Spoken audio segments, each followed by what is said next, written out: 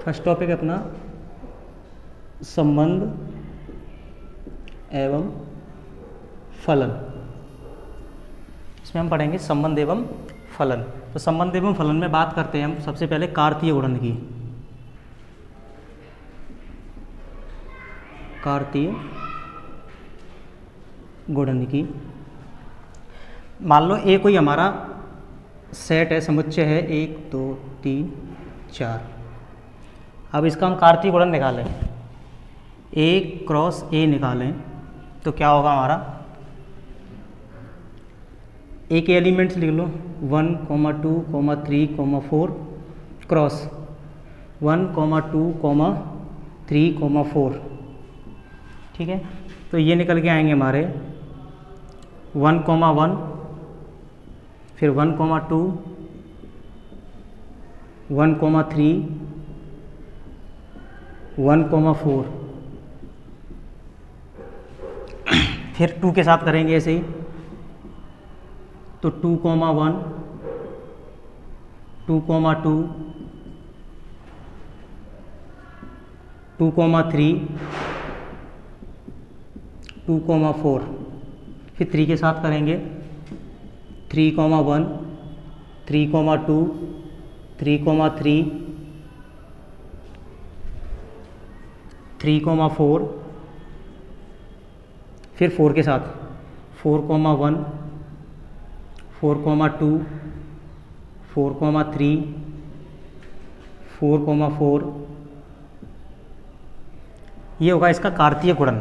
ठीक है, अब इस कार्तीय गुणन को ये जो आते हैं 1, 1 है, 1, 2 है, 1, 3 है, 1, 4 है, इसको बोलते हैं हम कार्तीय युग्म। कार्तीय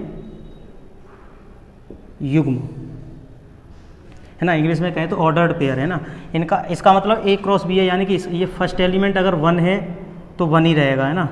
सेकंड एलिमेंट यहाँ पर बात करें तो फर्स्ट एलिमेंट 1 है तो 1 ही रहेगा, सेकंड एलिमेंट 2 है तो 2 ही रहेगा। ये कभी 2, 1 नहीं हो सकता। जैसे हम सेट में बात करते हैं तो इसको 1, 2, 3 को 3, 4 को हम ऐसे भी लिख सकते हैं, 4, 2, 1, 3 भी लिख सकते हैं, लेकिन इसको हम ऐसे नहीं लिख सकते 1, 2 को 2, 1 नहीं लिख सकते हैं। ठीक है,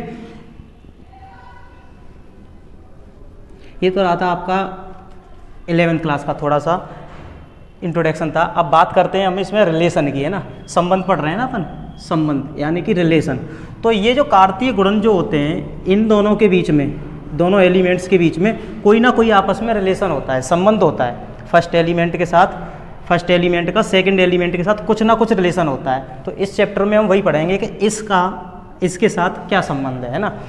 तो मान लें हम बात करें, कोई रिलेशन है हमारा R 1, B में, जो बिलोंग करता है कहाँ से, रिलेशन से, और ये 1, A, B ये बिलोंग करते हैं हमारे कैपिटल A से। अगर बात करें तो हमारे ये संबंध होते हैं वो 3 प्रकार के होते हैं। स्वतुल्य संबंध, नंबर 2 सममित संबंध, नंबर 3 संक्रामक संबंध। ठीक है, स्वतुल्य संबंध, सममित संबंध और संक्रामक संबंध, 3 संबंध होते हैं हमारे। तो सबसे पहले स्वतुल्य संबंध के लिए हमारे पास क्या होना चाहिए कि अगर A कोई फंक्शन है हमारा A, है ना, बिलोंग्स टू, रिलेशन होना चाहिए। जैसे अगर इसके लिए बात करें हम A क्रॉस A के लिए, तो इसमें फर्स्ट एलिमेंट 1 का 1 होना चाहिए, 2 का 2 होना चाहिए, 3 का 3 होना चाहिए और 4 का 4 होना चाहिए।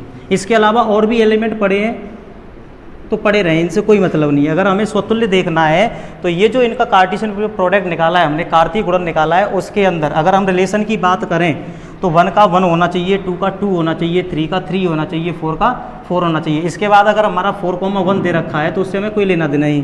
ये 4 है, 1, 2, 3, 4, तो इनका डबलेट होना चाहिए ना, डबल होना चाहिए। 1 का 1, 2 का 2, 3 का 3, 4 का 4, अगर ये हमारा होगा तो रिलेशन हमारा क्या होगा, स्वतुल्य होगा। अगर इसमें से अगर कोई भी एब्सेंट है, जैसे ये तो दे रखे हैं हमें 2,2 दे रखा है, 3,3 दे रखा है, 4,4 दे रखा है, अगर ये दे रखे हैं, अगर 1,1 नहीं दे रखा है तो वो स्वतुल्य की कंडीशन को फुलफिल नहीं करेगा। कहने का मतलब है ये जो रिलेशन है हमारा वो स्वतुल्य नहीं होगा। अगर बात करें हम सममित की, सममित रिलेशन देखना है हमें कि ये सममित रिलेशन सममित है या फिर नहीं। अगर सममित देखना है तो हमें पलट होनी चाहिए। सममित का मतलब होता है उल्टा पुल्टा। जैसे 1 का 2 ये दे रखा है, 1,2 दे रखा है, तो इसका 2,1 इसके अंदर होना चाहिए रिलेशन के अंदर। अगर 1 का 2 है तो 2 का 1 हमारे पास होना चाहिए। 1 का 4 है